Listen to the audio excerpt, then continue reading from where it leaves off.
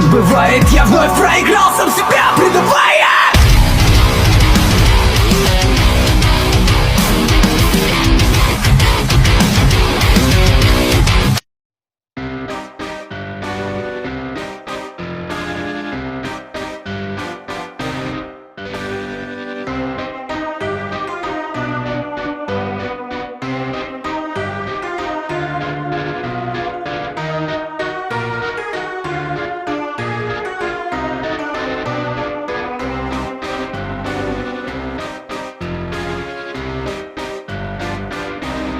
Selamat datang di channel cerita Simbah. Piye kabari? Masih mandi pakai sabun?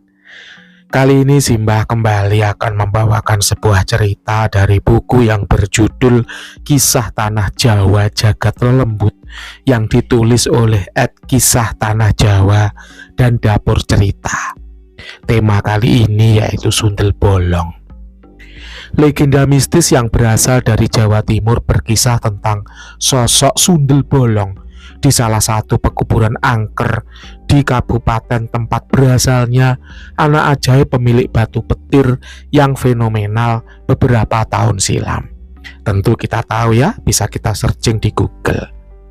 Sundel Bolong telah menjadi legenda mistis di tanah Jawa, bahkan Nusantara yang umumnya diwujudkan sebagai wanita cantik dengan rambut panjang serta mengenakan ageman serba putih dan punggungnya berlubang yang sedikit tertutupi oleh rambutnya. Tentu kita tidak asing dengan sebuah film yang salah satu cuplikannya yaitu "Bang, beli satenya 100 tusuk bang." Nah, itulah Sundel Bolong.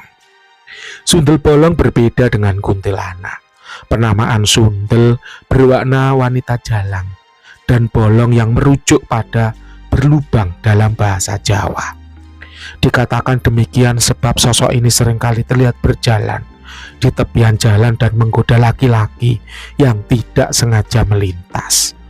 Alkisah di makam angker di desa ini sering terlihat sosok Sundel Bolong yang terkadang membonceng orang, memanggil tukang bakso, hingga keberadaan makamnya dijadikan destinasi orang untuk menanyakan nomor togel, termasuk untuk tujuan uji nyali.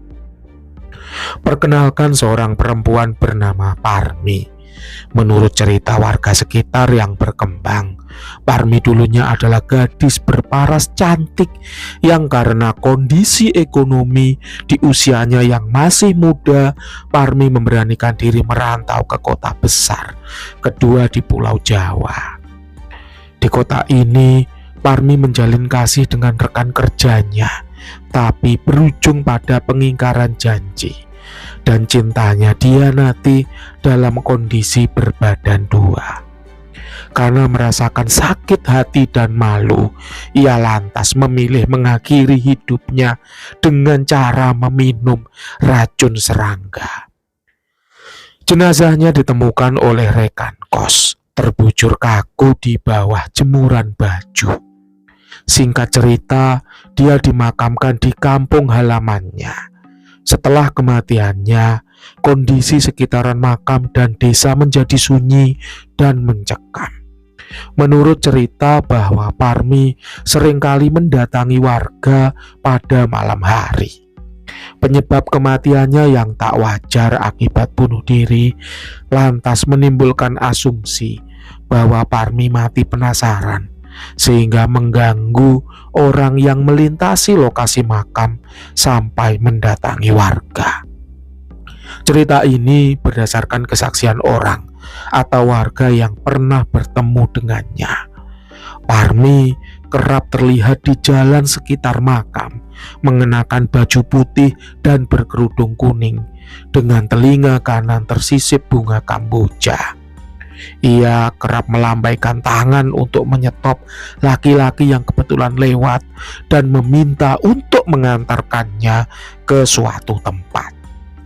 Tempat yang dimaksud adalah pohon asem yang besar, berada di tepi jalan yang juga menyimpan cerita. Di pohon ini seringkali terjadi kecelakaan motor atau mobil yang kerap menelan korban jiwa.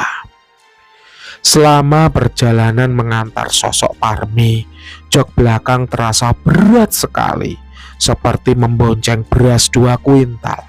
Kemudian mulai tercium aroma menyengat bunga kamboja. Sesampainya di pohon asem akan ada suara, "Wis Cak, mudhun kene wae." Atau, "Sudah Mas, turun di sini saja."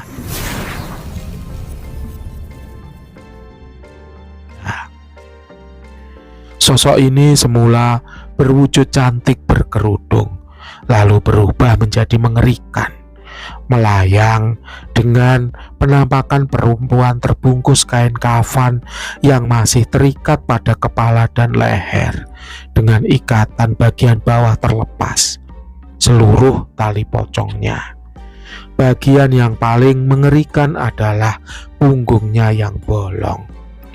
Posisi kepala terbalik di bawah memamerkan punggung bolongnya yang membusuk, lengkap dengan belatung dan mengeluarkan cairan mayat. Hal ini berasal dari proses pembusukan akibat kematiannya yang meminum racun serangga. Selain itu, bisa juga disebabkan oleh hal lain. Kisah lain ada tukang bakso keliling yang pada malam itu dipanggil untuk membuatkan bakso di sebuah kompleks perumahan. Setelah menyajikan bakso ke beberapa orang, lalu tukang bakso ini menunggu sampai ketiduran. Pagi harinya, ia dibangunkan warga yang akan pergi ke sawah. Saat terbangun, betapa kagetnya penjual bakso ini karena dia dan gerobaknya berada di tengah pemakaman umum. Tidak habis pikir bagaimana dia melintasi makam ini pada malam hari. Namun menurut kepercayaan, justru itu semacam berkah di atas musibah, karena dipercaya setelahnya penjualan akan laris. Jika ada teman pembaca yang ingin berkenalan lebih dekat dengan Mbak Parmi, maka rapalkan mantap berikut ini dan Mbak Parmi akan datang menjumpai Anda. Bunyi mantranya ada pada buku aslinya. Silahkan Anda boleh membeli bukunya apabila ingin melihat, berkenalan atau berjumpa dengan sosok Mbak Parmi. Dan jika ingin memulangkannya kembali, cukup menyampaikan gondur dan Parmi akan pulang. Tema berikutnya yaitu sundel bolong kepala. Mbak Suci adalah salah satu sosok lelembut di rumah pocong Sumi.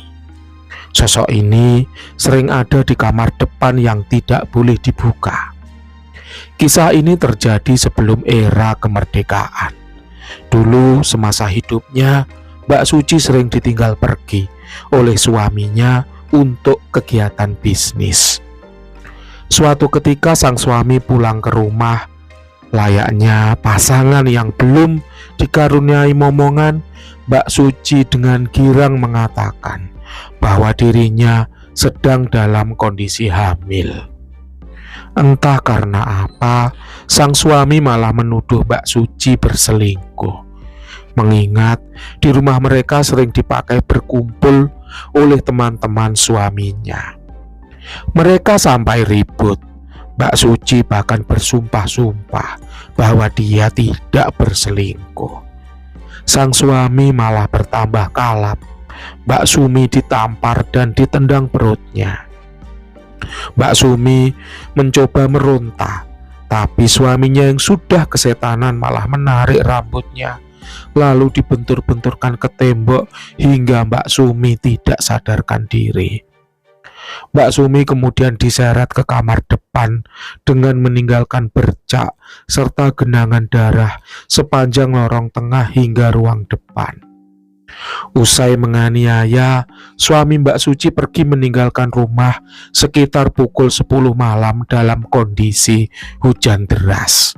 Dia mengira istrinya sudah tewas. Padahal korban saat itu dalam kondisi sekarat dan baru meninggal keesokan paginya. Mbak Suci baru ditemukan beberapa hari kemudian karena aroma tidak sedap yang dimunculkan oleh jenazah yang mulai membusuk. Kini Korin Mbak Suci masih berada di rumah tersebut dengan wujud muka hancur serta berdarah-darah. Ada beberapa rekan kami yang agak sedikit kerepotan akibat diikuti selama beberapa hari. Bukan berniat mengganggu, hanya sekedar bercerita dan meminta untuk didoakan. Demikian cerita Sundel Bolong. Semoga menghibur para pendengar semua. Sampai jumpa pada konten-konten berikutnya.